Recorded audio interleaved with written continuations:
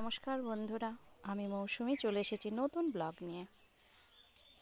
ইদারা তো আজকাল দেখা যায় না, তো আমাদের বাড়িতে একটা ইদারা আছে যেটা ব্যবহারের উপযোগী নয়, ভর্তি হয়ে গেছে নোংরা ফেলে ফেলে।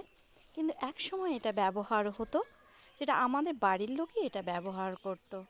আমার ঠাকুমার শাশুড়ি, তারও কাকি শাশুড়ি, এরা সবাই এটা ব্যবহার করত। আর আরও একটা ইদারা আছে যেটা সবার জন্য আমার পূর্বপুরুষরা করে রেখেছিল, সেখানে পাড়ার লোক জল খেত। আসলে আমাদের বাড়িটা অনেক পুরনো, তো দেখুন ঢোকার সময় ধাপি ধাপি, বেশ ভালোই লাগে বাড়িটা। তবে পুরনো ইদারাটাও যেটা সবার জন্য আর কি ছিল, সেটাও দেখাবো। সবই নষ্ট হয়ে গেছে, আজকাল তো আর ইদারা ব্যবহার হয় না, অনেক দিন আগেই নষ্ট হয়ে গেছে। কিন্তু আমার মনে পড়ে আমি ছোটোবেলায় দেখেছি এগুলোতে জল ছিল আর জল ব্যবহার করত, খেত, কাজ করত, এগুলো আমি দেখেছি।